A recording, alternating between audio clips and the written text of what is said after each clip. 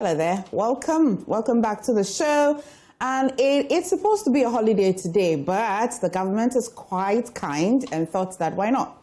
Let's shift the holiday to Friday, so we have a longer rest and reset as well for Monday. And so look out for that holiday. If you're just wondering why today is a holiday and we're still on your screen, it's on Friday.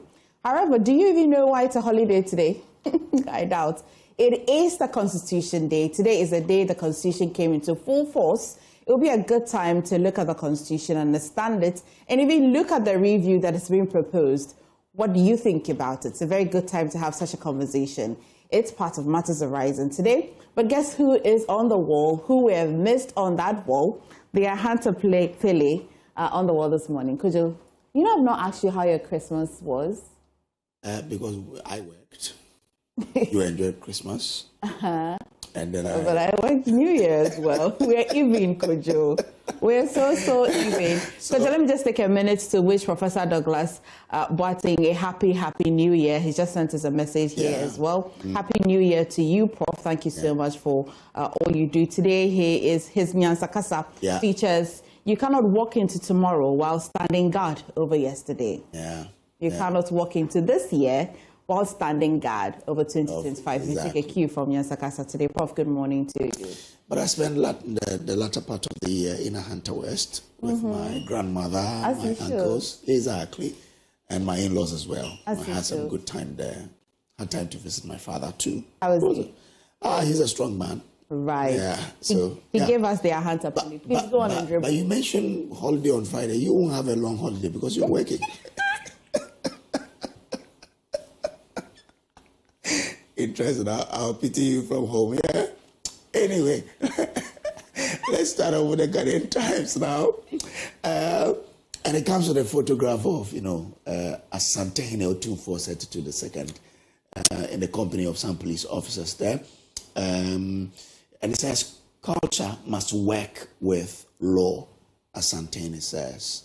And when you hear Asante talk about culture, he's becoming... I love what he's doing. Yesterday, right? Yeah.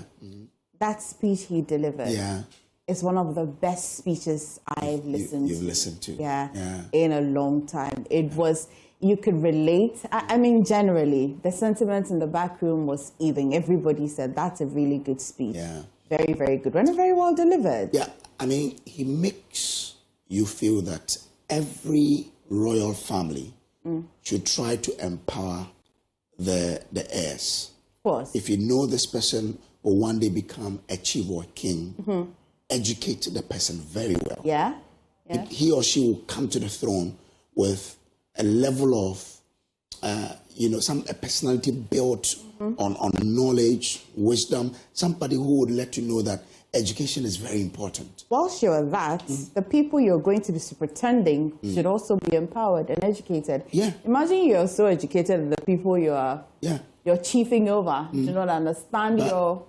But when you are educated and you come on the throne, you seek to open opportunities for other people to be educated. When he came on the throne, he set up the Otumfuo Education Fund. Yes. And that has trained a lot of Asante people to be empowered to a level that now his subjects are well educated. Look at him, he has professors as what? Some as linguists and what have you.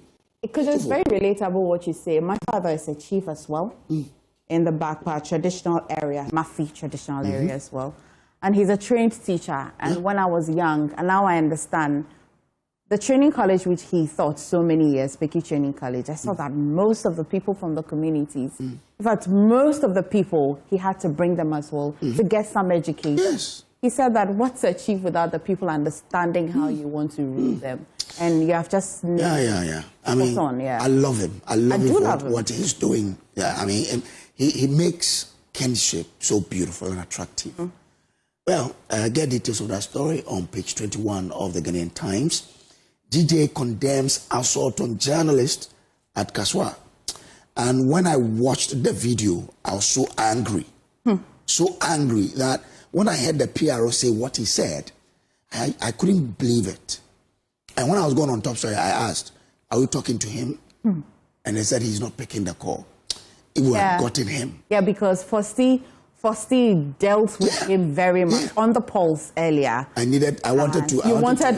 I read it too. Hey, because you can't watch the video and say the journalist was not assaulted. His phone was only taken from him. What kind of lies is that? The statement they even issued just, I don't know. But I'm happy the GJA is speaking. They're asking for him to be replaced because they cannot, we, media, cannot work with a liar like that. So they're asking the fire service to replace him. Or, yesterday on Top Story, they said, if they don't change him, we go blackout on him. And let's see how that goes. Story is on page 4. At New Year's school, we won't backslide in economic gains, President assures. And now inflation is very, very low, single digit, around 6%. Exchange rate is stable.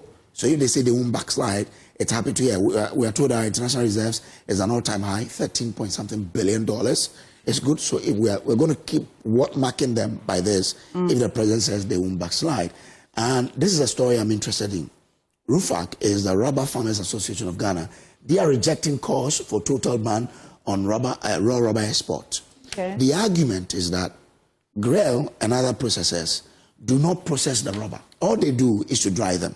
That's what the argument is. Okay. That over the years, they haven't really added value to the raw rubber, but they only dry, semi-process, and send outside. So if there are people who have come onto the market and they are buying at very high prices than what GREL and other processors buy, then you cannot say you are banning what those exporters do, because then you won't make GREL buy at a competitive rate. I think when I listen to the argument, all they are calling for is for GREL and other processors to buy their produce at fair prices. Because the exporters have come in and they are buying higher than what GREL was buying. Well, that's not good for them. So the argument is that if the exporters are buying at higher prices from farmers and you are banning their work, what are you doing? And that's why RUFAC is rejecting that call. Yesterday there was a demonstration in Takrady in which they presented a petition to the regional minister. And they're asking the president to listen to the rubber farmers as well. Not just the processors, but listen to the rubber farmers to know their plight, to see where it goes. That's a cash crop that if we manage well, it can do a lot for this country. They've been doing a lot of talking over the past few weeks. Let's see the back of the Ghanaian Times, what he has there. Let's see. Okay, behind it, VIP confers with Cape Coast delegation on 8-year development plan. And there was a meeting that the vice president chaired, I think it was on Monday or so, meeting the MPs of Cape Coast to design an 8-year development plan for the metropolis. Get details on that at the back page of the paper. Okay, it also has some PWDs receiving support there. Let's deal with other papers. Daily Guide. Market police politically, it says make police politically neutral, Otunfo, and it's back to that particular speech that we all had there. Get details on page 6 of the paper. Akonta mining probe, Kwachio Fosu exposed over false dummy claims. And the story is that when last year, Felix Kwachio Fosu went on Good Evening Ghana and said the Akufo-Addo government was not willing to deal with Galamsey because the Attorney General was aware of the mining that the Galamsey Akonta mining was doing. So according to the story, a lawyer then filed an RTI request to the Attorney General, and per the response, the Attorney General, the question was, when did the CID present their report on Akonta mining to the Attorney General? And they cited September 2025. And that's why the story says Kwachio Fosu has been exposed over the claims that Dami was aware. Get details of that on page 3. 10 fire officers assault journalists, and I say when you watch this video, you will get angry over it.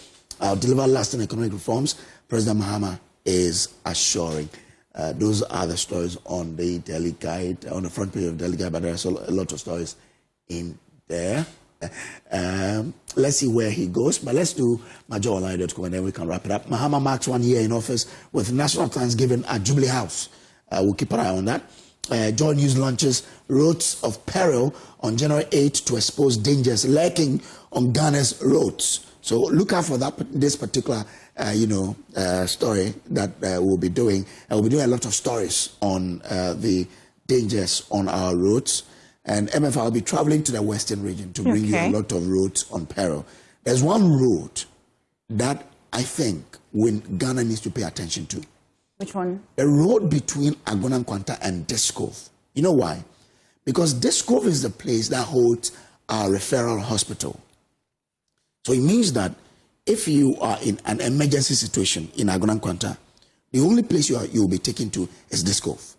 But the road will kill you before you get to the hospital. Oh, dear. It's too terrible. That Discove road can kill a pregnant woman who's in labor.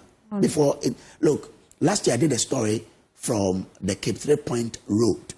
Someone died on it when she was in labor because they couldn't get to the hospital. The road is terrible. Even as of today, terrible. So Ghana must pay attention. We were promised that the road was going to be constructed last year. It didn't. We would ask questions as to when it will be constructed. That's one of the roads I will be bringing. And government can pay Austin Government backs nurses and midwives salary claims. So there are a lot of stories on myjournalline.com. Go there and get details of that. Back to you, Emefana. Thank you so much, except I don't want you to leave. I'd love to stay here, especially to admire your beauty. Oh. Now you can leave. And I'm not joking. Right, let's do the review. Now, let's engage our guest this morning. We're joined by Kweku Edubwahin, Associate President, Ghana Watch Initiative International. Tanko Rashid Computer will join us a bit later. He is CEO of the Ghana Investment Fund for Electronic Communication, GFEC. And as well, we've got on Zoom Dr. Asah-Asante, political scientist, head of Center for European Studies at the University of Ghana. What is even quite exciting for the government is that today marks exactly 1 year the president was sworn into office, and if you go to our portal this morning, you see that there will be Thanksgiving at Jubilee House to mark 1 year in office. It will be a good time to have a proper conversation on how that 1 year has fared so much. What are your expectations as well of the president? It's been 1 year already. It was just yesterday when we were watching that beautiful, colorful ceremony of the swearing in of President John Dramani Mahama. Last year delivered a very rare political history, former president coming back, and more importantly, Ghana's first female vice president, Professor Jinana Opoku Ajiman. Let's get into it. Good morning. How was your 2025? Happy New Year. Many happy returns. Okay. Today is a holiday. We're working, but we'll celebrate on Friday. For Ghana Watch, generally, how was the year for you? And what was the highlight at Ghana Watch last year? It's been a good year. We undertook a couple of research policies and then some few educational tours here and there within some communities in the Afram Plains and all that. Okay. And how do you go through Afram Plains? I go through Bandu Toko, use the pontoon when it's functioning properly. Have you been there yourself, or you just did a project? Going there yourself? I've been there myself. Okay. We're going through the... You went through the other route? Koko. How's the road? It's not all that good. Yeah. I know that things are going to be done well to smoothen our access to some of those areas. So it has been good, actually. Okay. Good. Okay. Any projects you're bringing into this year? Yes, we doing some educational policies, educating people within the fishing communities, and then doing some donations as well. So we're putting things right, and then we undertake them. Have you done your assessments, Ghana Watch Initiative? Have you done your 1 year assessment of the president already? Yes. Okay. It's let me say, it's a normal thing, the normal trend with ups and downs here and there. Things that people feel that were good, things that they feel that could have been done better. So definitely, it is always a thing that we need to understand, that governance doesn't come easily. It is going to be, you will not eat your cake and have it all. Absolutely. Definitely there will be ups and downs. Things, yes, I have said on many occasions that we are not going to critique the presidency until after his second year. On so many other platforms I've said this. Come again. So you're not going to critique the presidency until he has had the second year, so this 2026. Yes. At what point would you critique him then? You know, we need to, as a matter of fact, give anybody that takes or assumes the presidency, give him some time. Let him work things out. Rome was not built in a day. There were so many things that were not right under the NPP administration, even though I sometimes sympathize with them a little bit, but things were not in good shape. And so sometimes when another person is voted into office and then he takes over, and here we're talking of President Mahama, you need to give him some time. It's been a year where the Ministry of Finance and the Bank of Ghana has been doing so much, trying to stabilize the cedi against the dollar, which is our major trading currency, where inflation has reduced. Let me say the anti-corruption measures, the institutional reforms that the president trying to strengthen institutions, and all that has been spoken about. He launching the Jumaura project, the no fee stress policy. Okay. So let me say, we'll wait for when you decide to want to. Things have been a little good. Okay. Just that when you come to the bats, the other things are also there, where sometimes I feel we should not have gotten ourselves involved in these unnecessary cases with get to Tokonu. Okay. To me, it wasn't right. Okay. It wasn't so necessary. There are so many other present things that we could have involved ourselves with as a country than thinking of those ones. And then some economic challenges here and there, you know, although we're trying to stabilize the cedi, we're trying as much as possible to ensure that inflation is down there. But sometimes when you go onto the market, the pricing is not that stable as we make it sound sometimes.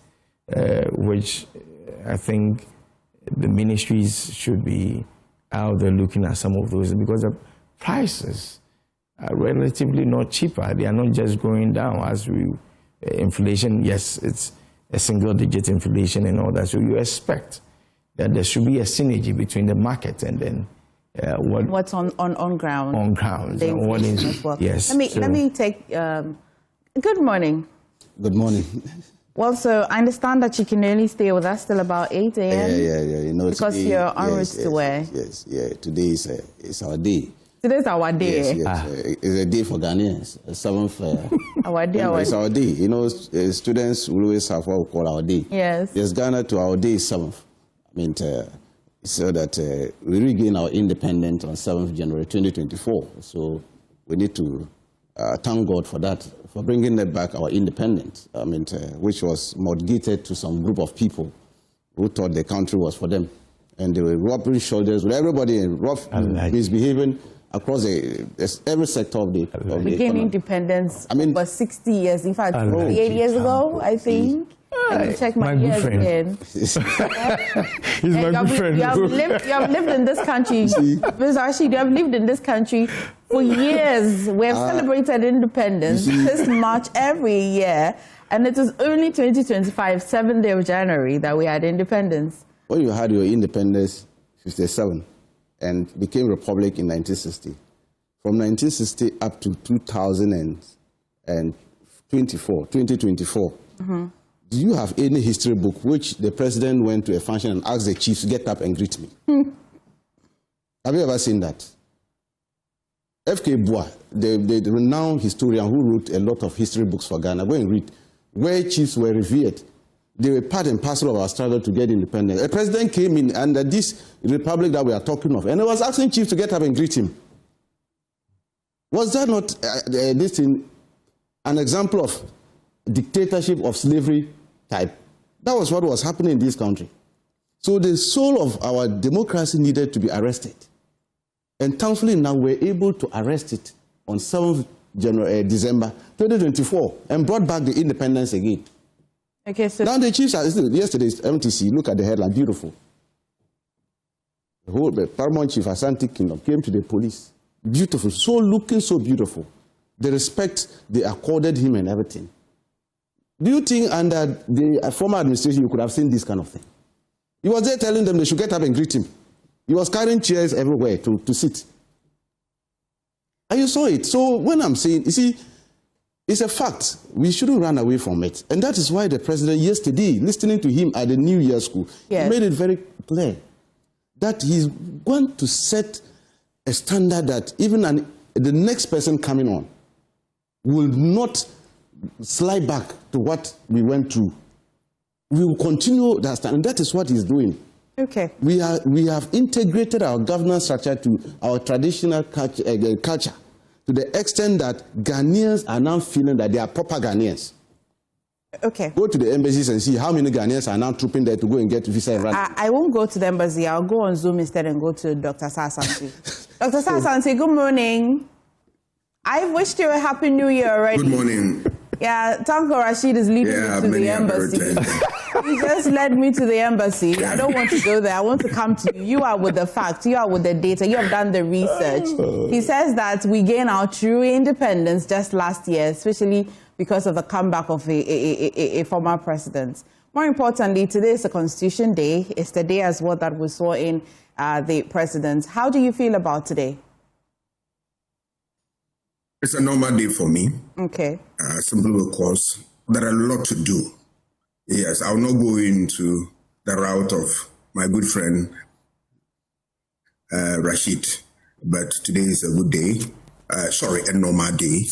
A normal day in the sense that we celebrate the 7th January.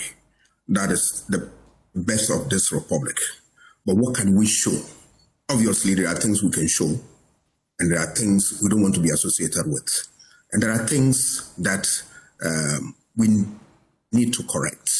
So I'll pick my conversation from this perspective by looking at Mohammed's 1 year, the good, the bad, the ugly. I really want to start with the good notes. Right. The good note is that, and I'll look at my conversation along 3 themes: the political, economic, and social. Let's look at the political. What were some of the good things we saw? Corruption is one of the things that have always worked heavily against the administration of every regime. But very little effort we have used to deal with that. The good news is that this time around, we have seen very little in terms of corruption. And it is one of the good signs I have seen. People can check Transparency International and the rest of them, what we have read in the news. I want the government to continue that fight and then give us more in terms of what the real commitment towards the fight. But what I've seen, I think, is something worth praising. Then I come and look at the issue of the legislature, which is part of the political system that we have and the work they've done.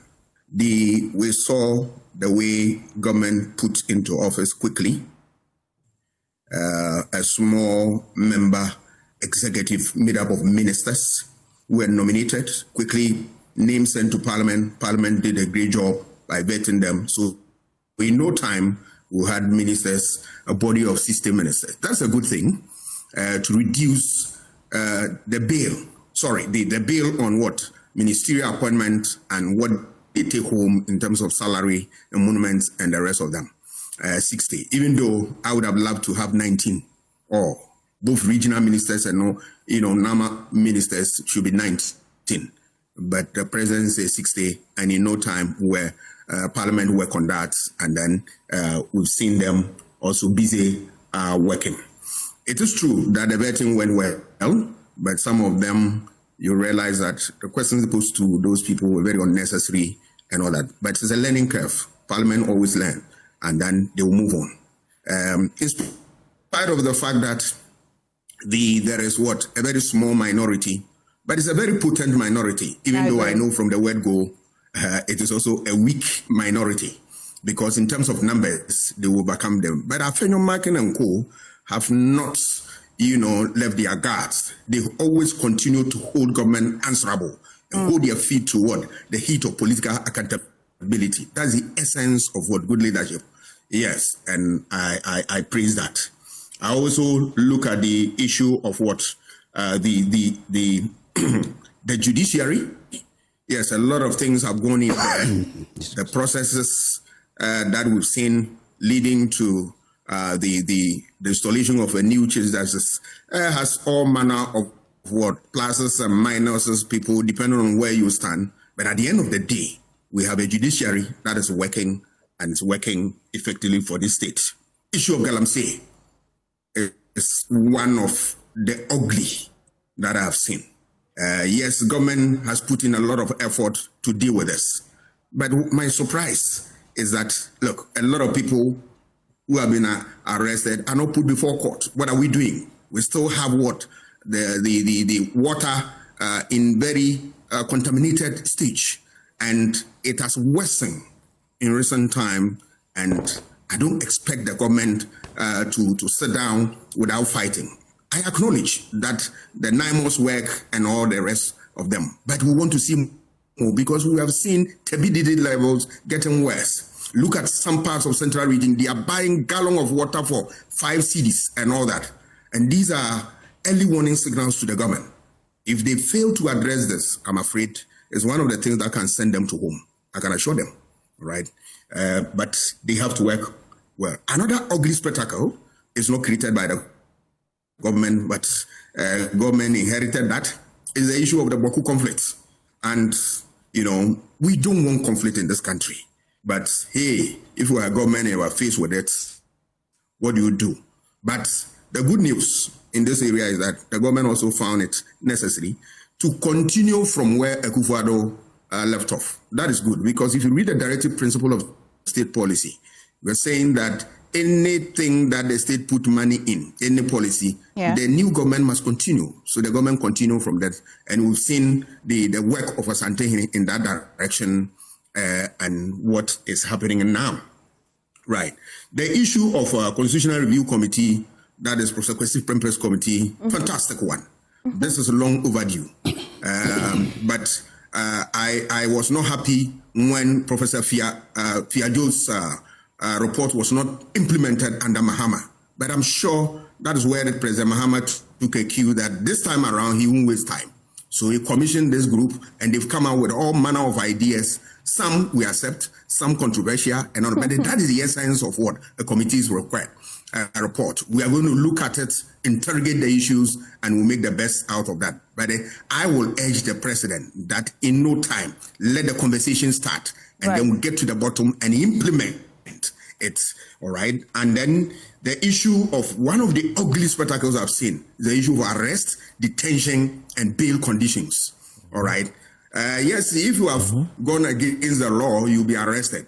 But the modus operandi in this area, we have seen some of them not the best. And we think that they were ugly spectacle. The bail conditions, has been a subject of controversy. And that does not also bode well. I believe that the government has taken notes and they want to right the wrongs in this area. Let's move on to the economy. The things that give a healthy economy are the fundamentals, inflation, debts, and the rest of them. If you look at inflation, we have seen a very low figure, single digit, and a very healthy one. That is a plus, because read the directive principle. It is incumbent of every government to create that enabling economic environment for business to grow and strive. And we've seen in this area that the government has put in a lot, and it is yielding results that we are seeing. The VAT reform actually started in January. Yes, government has announced the Ejumawura program and the rest of them, but we are yet to see the real results in that area. So that's one I would say we'll just wait and see and then move on. But recently, we were also shocked to hear about debt that has gone so high and all that. If it is anything to go by, the government must set up and work on that. The debt, which one are you talking about? The gold board? Gold board. Okay. No, debt, general debt. Okay.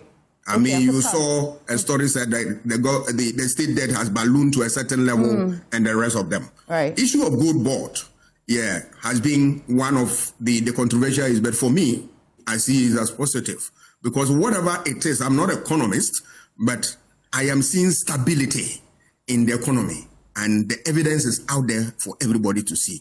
There may be difficulties or problems associated with that. That should be expected. But I believe that Sami Gyamfi and Co. and the Bank of Ghana governor will also take a political notice of this and deal with it so that the board will be able to perform its function as expected of it. We have yesterday, it gladdened my heart to note that there were efforts by the government to build capacity into traceability of gold. All right, where gold is coming from? Is it coming from what? Legalized sectors and the rest of them. That's a good thing. We want to support them to move on. Another positive thing I have seen is the issue of Dumso. Dumso is not mentioned now. What we have in our communities are localized ones, and that is to be expected. I want the government to take the conversation further by planning as to how we can deal with this problem on a permanent basis. All right. Now people have gone into the area of nuclear. What are we doing? Are we also exploring opportunities to go nuclear one day or to box it up with hydro and the rest of them? But Dumso, that has been a thorny issue that has sent government to opposition and all that. Today, we are not hearing much in that area. That's a plus. I want to move on to the social areas. Education. There were a lot of noise that the free SHS has developed and supported forcefully by Nana Akufo-Addo's government, which yielded a lot of positive results, was going to be cancelled. But today, we are alive with the reality that the program is going on, and the able leadership of the president and his lieutenants, such as Haruna Dusu and my own chief Vandal, Dr. Park, they are working as soldiers on the ground, making sure that the education is up to scratch. There are bottlenecks there. They need to address that and make sure that we get the best. I was not happy that the licensure examination was cancelled because that was one of the benchmarks that we could use to be able to ensure quality. But hey, what we have, we can work with it and make sure that the best comes out of that. But I will urge government to be able to also strengthen the issue of internship programs so that students will be able to have opportunity to go and work in ministries, departments, and agencies where reports will be written on them that they were here and all that. It's part of the training, and they will build capacity and build their CV. More often than not, people go to employment and they said, how long have you worked? This is somebody who is coming from school.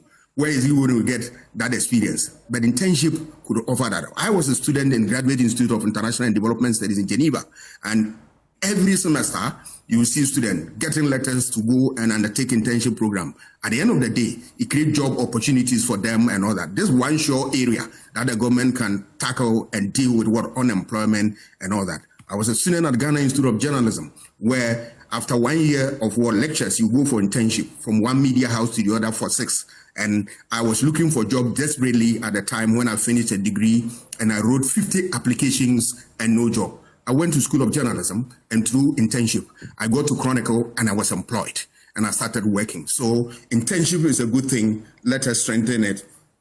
And I'm sure it's going to help us.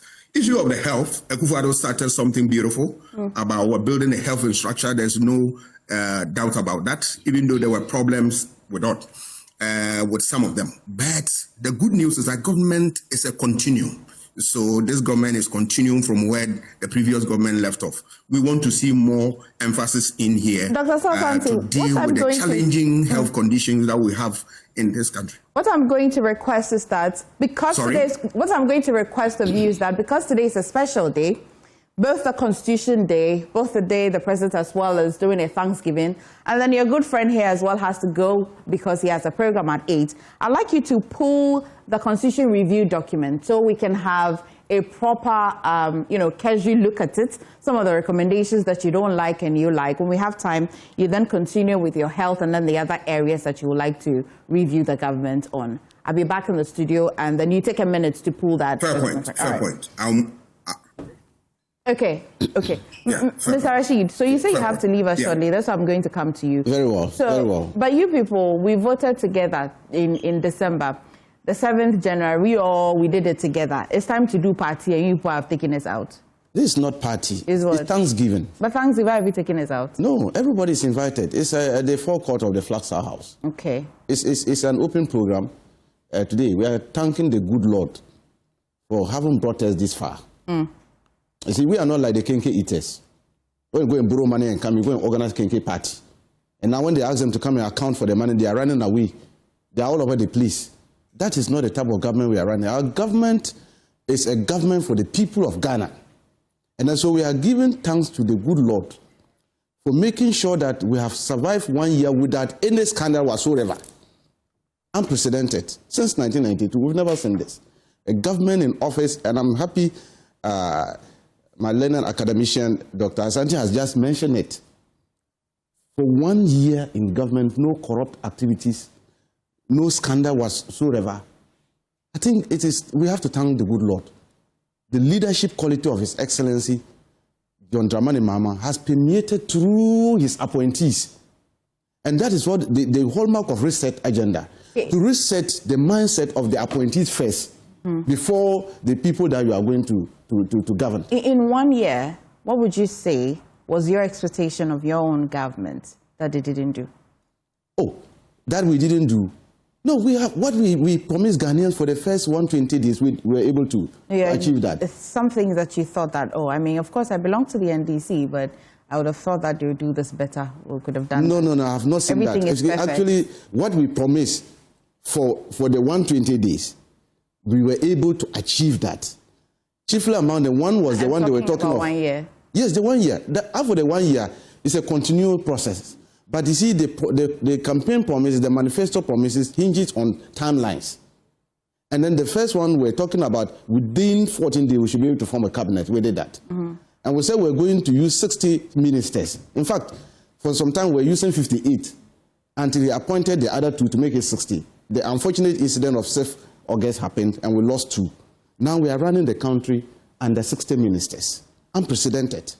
And that is why the Constitutional Review is even saying that we shouldn't go down. In their constitution, they want to put a cap on the ministers because they have seen the leadership. Look, His Excellency has done it.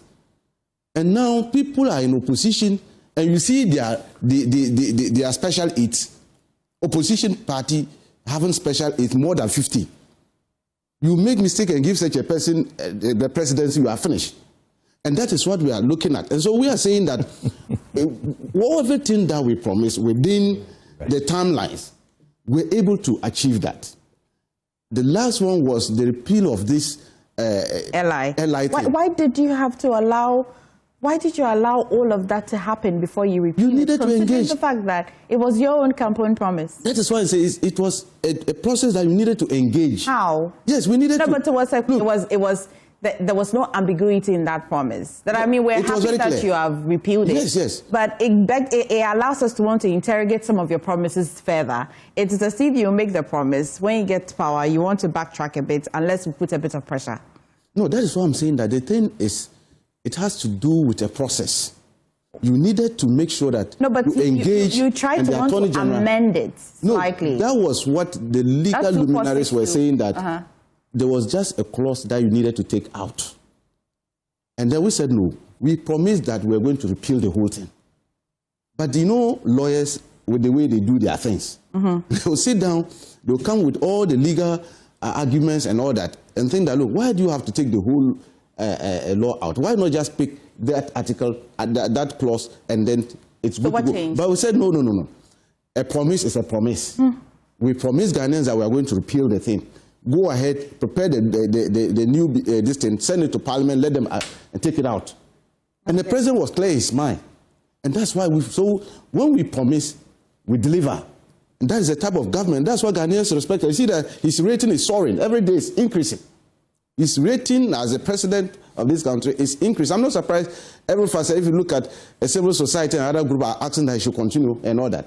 Because the thing he's doing, we need to let other party leaders. There's a question that you have just he should continue what he's doing. What he's doing now, he shouldn't continue what he's doing. Are you not enjoying it? Are you not feeling your tanks now?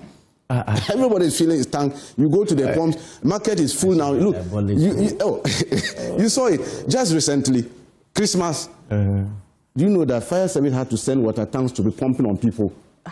Because of what? Crowd. At the Makole market. It was so crowded because... It was just not the weather? No, not the weather. Market is always like that. Do you know what? Christmas. The place was so crowded because prices of foods are that from...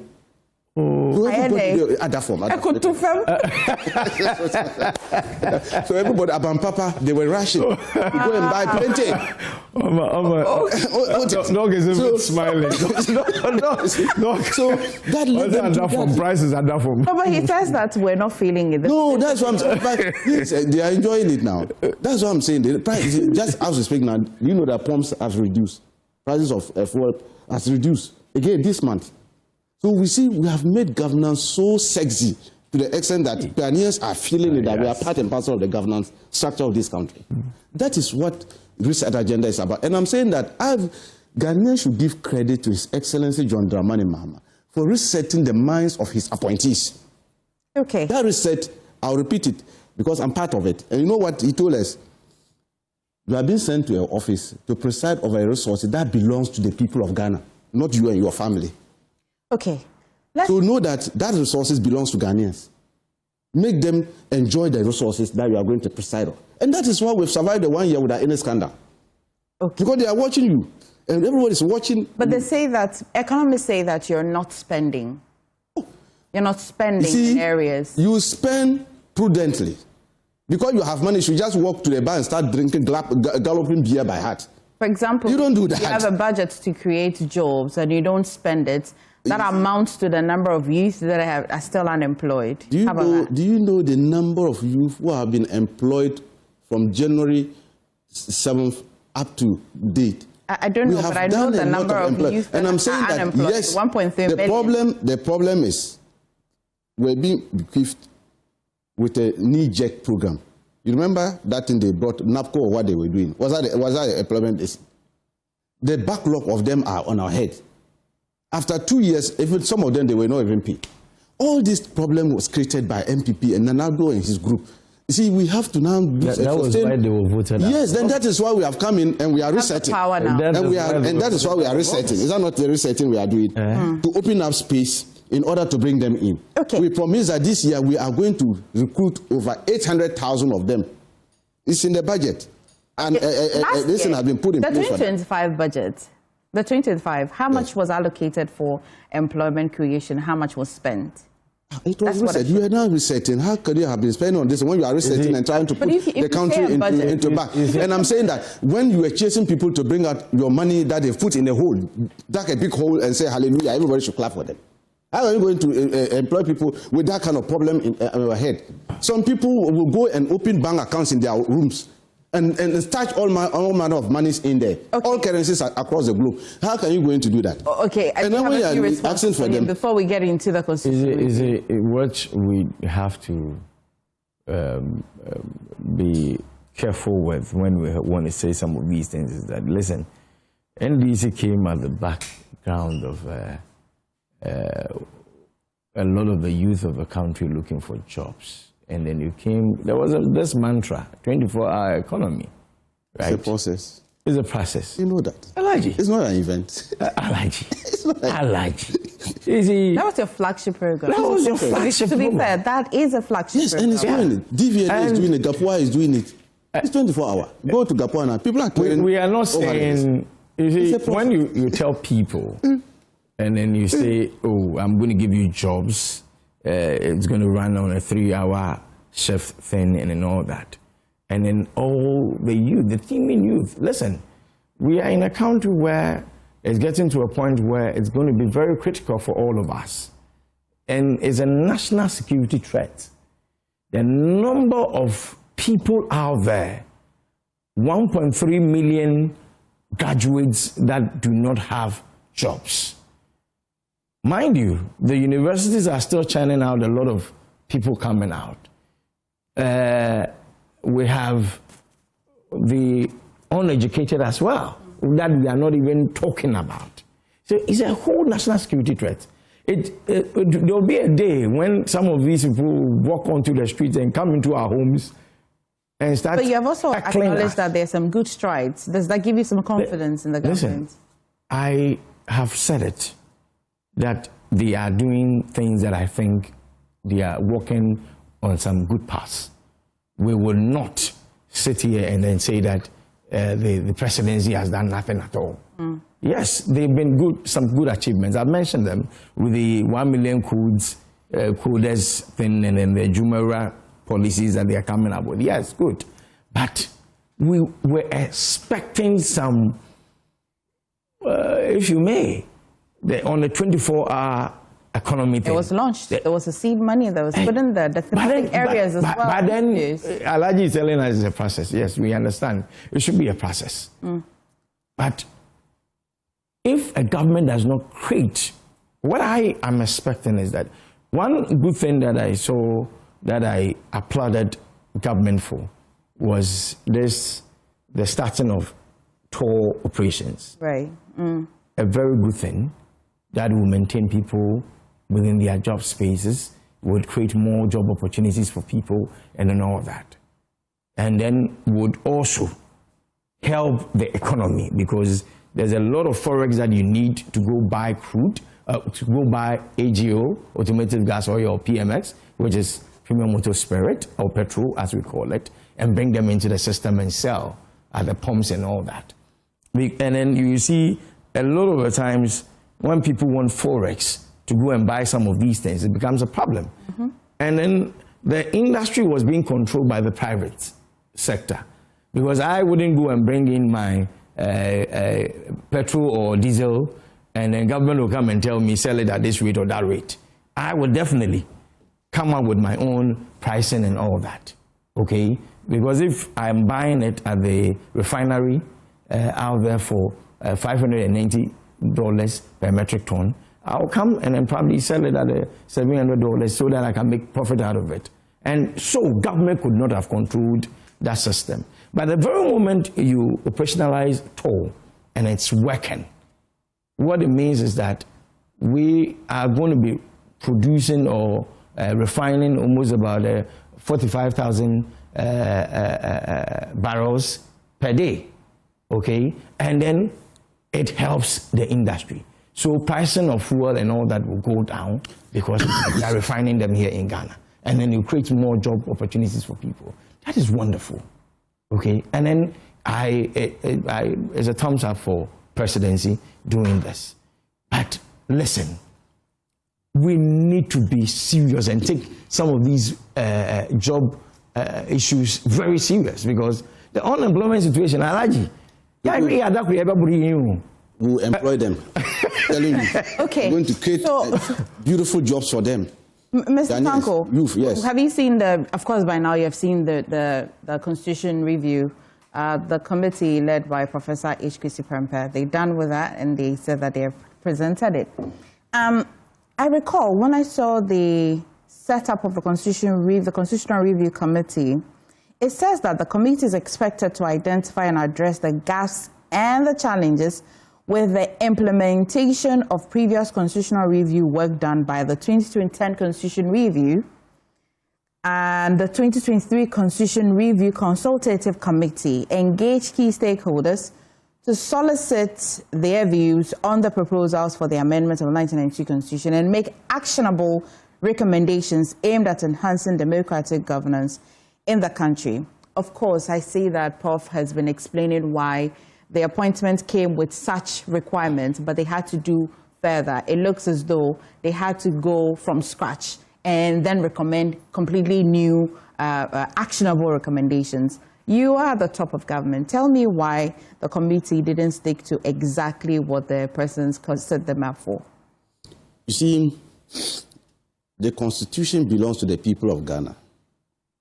You see, it belongs to the people, you and I. It's our Constitution. So when a committee like that is set, they have to engage. So they were given terms of references. Now, after they've done the engagement, went to the regions, listened to the people, definitely the people would have told them what they are envisaging. Because when the 1992 Constitution was drawn, we didn't have social media. There are a lot of things that they didn't envisage that in about 10, 15 years, certain things were going to happen. You see that our life has been impacted a lot by this social media and other things happening in this country. So they took into consideration a lot of things, what is happening now, and then came out with this recommendation. In fact, we have to give them thumbs up. They did a yeoman's job, one of the fantastic jobs that has been carried out by the group. They did very good job.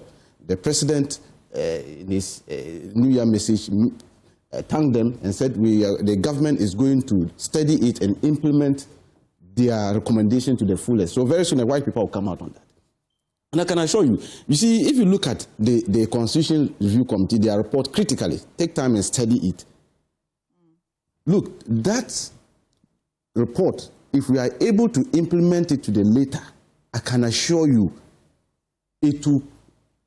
Every part of it? Yes, I'm telling you. All the if you look at it, yes, some of the president extending the term of president. Yes, the 5 years. The 5 years is good. The 5 years is good. Look, the presidency about the 5-year thing.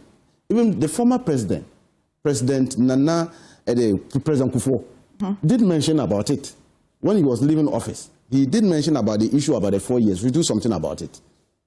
Successive president also talked about it, and we realized that it is only Ghana and Nigeria within the sub-region that is doing this 4-year thing.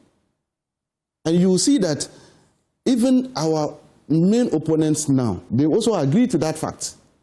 That look, when you take 4 years, the first year you are doing a reset, you are now setting your government, putting everything together. Your main opponents agree? Oh, they agree. They're not consulted. Their leader, Nana Akufo-Addo, and then President Kufuor, former president, the two former presidents, they were consulted about this matter before they put it in there. And they saw that, look, that will help governance to make sure that, and they've just made it 2 terms. So if you are fortunate to be elected the first time, you get 5 years. The second time, you get 5. 10 years is enough for you to implement whatever you want to implement and all that. So that to give the government ample time to do what they are expected to do for the good people of Ghana. And then so it's a very beautiful thing. We're just looking at it. Some of them are entrenched clauses. Of course, we have to go for referendum. If you look at the review, it kind of bypasses the fact that if we don't even go for a referendum, it can still go to Parliament and then with a certain type of majority still pass it. Well, when a clause is an entrenched one in the Constitution, Parliament cannot just use it. So then they still have to do saying that we should review the provision in Article 290 and 66. Of course, that's what we are saying, but we are not the irresponsible majority like our opponent. When they were so irresponsible that they could use their majority and ask that, force the Supreme Court to rule that our birth certificate cannot be used as an identified document. We will not do that. We will not use our slim majority to force a tax on the throat of Ghanaians, when even imposters were in Parliament to vote for that kind of e-levy. You remember that matter? Okay, but we are going to use our majority responsibly. And that is why we have been very careful not to use the test majority they've given us. We think that the good people have seen the wisdom in voting for NDC. And therefore, we must use that wisdom for their benefit. And that is what we are doing. So, otherwise, I know... So the 5-year term... Oh, yes. Is it something that's bound to happen? That is why I'm saying that it is not left with the good people of Ghana. When it is out there for referendum, most of them, we have to go for a referendum to ask the people whether they accept it or not. As a political party, the NDC, we are waiting for the government white paper. That is why the NDC has not issued any statement about the Constitutional Review report. Because our party is in government. And then we want the government to take time, study it, and come out with this white paper. Then we can take a position on it. And that is why, as a political party, we have not issued any statement whatsoever about the recommendations whatsoever which is put in there.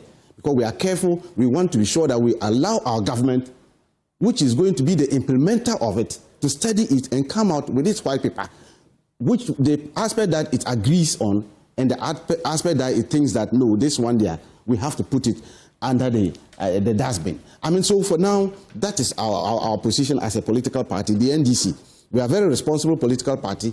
We were consulted, we've listened to them, and then we've given them our view. They've put a report. The president has taken the report. They are studying that. I can assure you that he made a promise in his New Year report that we will implement it. And even this year, he's going to set a committee, the implementing committee, that is going to make sure that we fast-track the processes of implementing some of these things. That shows that when the white paper come out, then the committee can now start its work. And Ghanaians are going to enjoy it. I'm telling you, this year is the year of action. A lot of things are going to happen this year. The youth are going to be happy.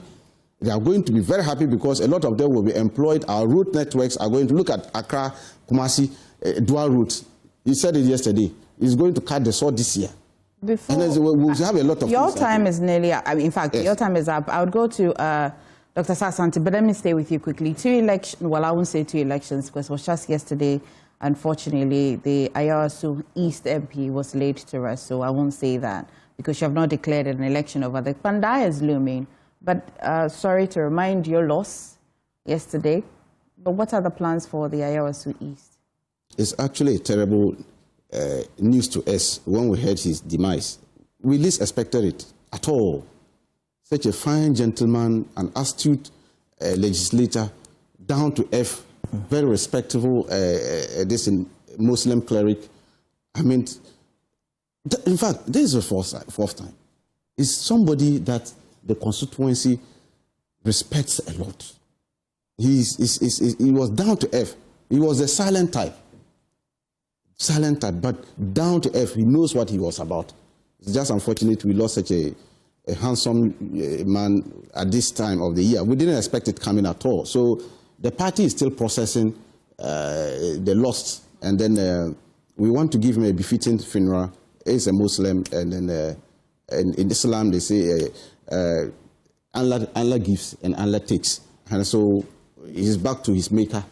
We want to make sure that we give him a befitting funeral. After the funeral, National Executive Committee, led by FEC, will take a decision. We'll trigger our internal processes as to get a replacement, a worthy replacement for him. We have our processes that we normally... Because for such a situation, the process is not left in vacuum. It's guided by laws, both your internal laws and even the bigger picture, the Constitution. Yes. Is your funeral coming anytime soon so that it doesn't contradict the timelines that the Constitution provides for a by-election? Well, the funeral will not have any problem with the timelines. Yeah. As soon as an announcement is made to Parliament that he's dead, the Speaker will order the Clerk of Parliament to write to Electoral Commission for them to start their processes. So we are also looking at this. You know, I told you it's a Muslim. He was a devout Muslim and was buried according to Islamic rite. And so Islam has its processes that use in terms of Islam is not like the others. They don't keep the funeral for longer period and all that. A 4-term MP though, does it look positive for you? Oh well, for that one, I know. Like I was advising my brothers, my opponent, Kweku and your people. You see, this upcoming by-election in Ayawaso, the small respect you still have, keep it. Don't come there. The small respect Ghanaians still give you, don't go there and misuse it. You cannot use 9,000 to overturn a 22,000. I don't know what kind of election matrix will do that kind of magic. So what are they going there to do? You see, well, if they want to come and contest, that's their cup of tea. But I know you cannot get 9,000 votes in the election and think that somebody with 22,000, you can come and overtake the 22,000 and still beat a strong, formidable NDC like this, a winning machinery. He knows. With this. He knows. So I'm telling that election Elijah knows that sometimes elections are candidate specific. No, I'm saying that, look. A candidate will be fielded. And you never know. Prof will know that there are certain times that you would field a candidate that because of his, the way he has carried himself out in the constituency. I agree. People may fall in line with him, may be in line. You know, not necessarily the political. I know. But the person can really make an impact. Yes, it can make an impact. I am saying that. So it's not about the impact. We are talking about winning. We are not talking about impact. I say win. I'm saying that. You see, the election matrix, we did similar things for Ejisu. Okay. When the former minister died in the Ejisu by-election. Okay. So that the NDC chicken out. We didn't participate in that election. We also did our calculations. We sat down, looked at the matrix and said that, look, why would you go and pump resources into an area that you think that you are going to when you have a bigger so you are giving the same advice. And I'm saying that it's an advice I'm giving them. If they don't take the advice and come, you know what we do, how we do it. What's the current update with Pandai? Oh, Pandai is on the 13th. We are going to Supreme Court. We have filed our affidavit against the opposition to what they have put in there, and they are going to dismiss them. You know what the Supreme Court will do already. Do I go to court to lose? Why should I go to court and lose? When you're writing exams, you put in your mind that when I'm writing this exam, I'm going to fail. But this declaration was quite... I'm saying that, yes, because I've looked at our affidavit. I've read it. And I think that our lawyers have done yeoman's. I have to clap hand for them. They have responded word to word to everything that they put out there. Which you'll be presenting. And we'll present and we'll see it. Look, it's so succinct that the learned judges at the Supreme Court, they will look at it and see that, look, NPP have no case. You can't eat your cake and have it. They will throw them away. This is what we told them. They will throw them away in Tamale, and they thought we were joking. We were thrown away in Suhum. They told us they would throw it away in Suhum. When they threw us away in Suhum, have you heard from them? Who and his people? Do you know that we lost the Suhum election petition? Your time is like... Yes, we lost. We didn't hold any press conference to attack the judge at Kofidwa. We accepted it. But nobody has really attacked the judge. Oh, it is just an issue of, if I think that by law, whatever that the pronouncements were per the judgment, and I don't agree with it, I have every right to also query whatever the position. So did you listen to Minority Leader, Presser in Parliament? Did you listen to him? I've listened to unprintable words. I can't repeat those words against a judge. You can't do this. It was just uncalled for. And so we are saying that we have no problem. We respect the judiciary. When they rule against us, we respected it and said, no problem. We have lost it. Well, yeah, take it. It's your matter. Okay. This one, we are going to pursue it, and I know they are going to lose on the 30th. Just so for clarity, the NDC would also organize a befitting barrier, what you describe as a befitting barrier for the Ayawaso East. Yes. That's what we are doing it according to the Islamic right, and that is what we are going to do. We'll give them. I know my people and Nima, they are very beautiful people. I love them. He was a good man. They are doing fantastic. He was a very good man. And Nima I've known him for yes. It's a very nice place. Those days when I used to be in Parliament, the Parliamentary Press Corps. Yeah. Very down to earth, very good relationship. Yes. And then his people love him. Yes. You know. Uncle. Yes. Have a good one today. Oh yeah. We wish you could join us for the Thanksgiving. You join us. You are all enjoying the research agenda. Tell your people you should stop press conferences and come and join the research agenda. And then let's see. Please, can you help Mr. Thanko go to the Jubilee House now? Thank you so much. Have a good evening. I'm grateful. But Dr.Asah-Asante, let's wrap on the Constitution review. Unfortunately, the time came by so quickly. But I know that you have been quite specific. You've been quite emphatic on the extension of the presidential term. But if you look at it carefully, have you changed your mind? Do you still stick to it? Oh, no, I've not changed it, and I will not change my mind. The term limit of 5 years, I don't go for that. Because you see, the Constitution doesn't give anybody 2 terms. It gives you only 1 term. When you work well and you serve the interests of your people, then they give you another term by voting you into office for another term. I think that 4 years is good such a time for you to make an impression to us that, look, you are what it takes to lead this country and help us to deal with our problems. So when we see that, then by dint of that hard work, we extend it for you for another term. 8 years should be enough for any reasonable leader to be able to deliver. The excuse that, it takes about almost 1 year to put a government in place is neither here nor there. We've seen Mahama. He promised 60 people as ministers, and in no time we saw them working. What is different?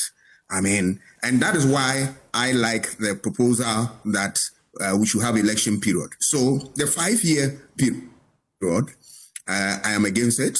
I am for the 4 years because, you see, having said everything about this, what we should be careful about is that if you have a dictator and that dictator even spend a day beyond 4 years, you are likely to have a lot of problems on your hand.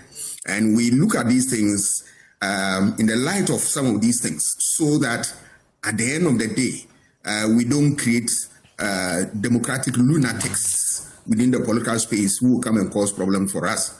There are certain leaders during their reign, you are only counting the days. You want the years to end because, look, you've had enough. So we are not going to what? I'm not interested in that extension. Whatever those political parties they have under their sleeves in terms of their leadership, they should do that within 4 years. Then it ties into the issue of the election period. People said, no, the committee is not practicable to have a period for election. I support the proposition or the position of the committee. We should have election period so that we don't go into campaign in a perpetual mood. That as soon as people, win political power, the next thing is to begin to plan for the next election. What about those of us who gave you the mandate to come and govern on my behalf so that we'll be able to make ends meet? You are thinking about election. No. That period, the election period, we need that so that in there you can track finances. You can also dedicate yourself to policies and programs that will resonate with the people. Then the other counter argument is that people ask, if you are in opposition, what do you do? From now up to that period, say maybe 3 months to election before the campaign starts, what do you do? This is a time for political parties to build capacity, to build their parties, to engage in recruitment drives, to be able to fix problems within their party. How many of them are able to explain their ideologies to their parties and all that? This is a time to engage in political education, political recruitment, all the drives that you can measure, and then you build a solid political party and you wait for the election campaign period. Then you go in.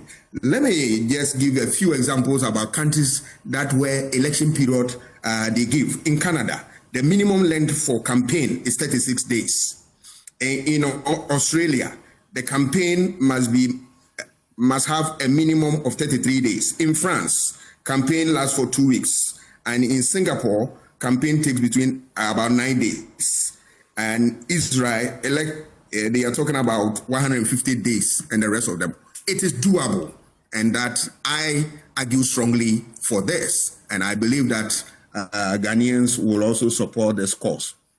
Okay. I want to look at the issue of, taking ministers outside parliament. I don't understand that argument. People are holding it and they said, look, that is the best that can happen. They can exercise oversight over the executive and all that. I want to tell them right now here that is not true.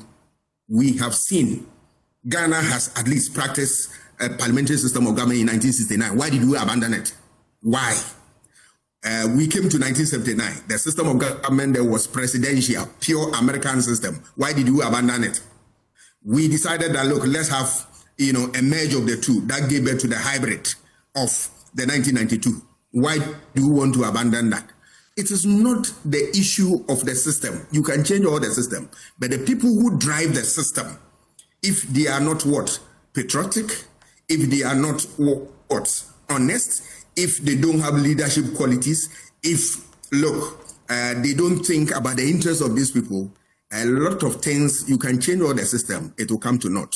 In addition to this, we also need strong institutions that the people can use to drive this home, this idea of supervisory role over the executive and all that. Let us, for the purposes of this conversation, say that today we have a system where ministers are outside parliament and NDC has 2/3 majority of members in there.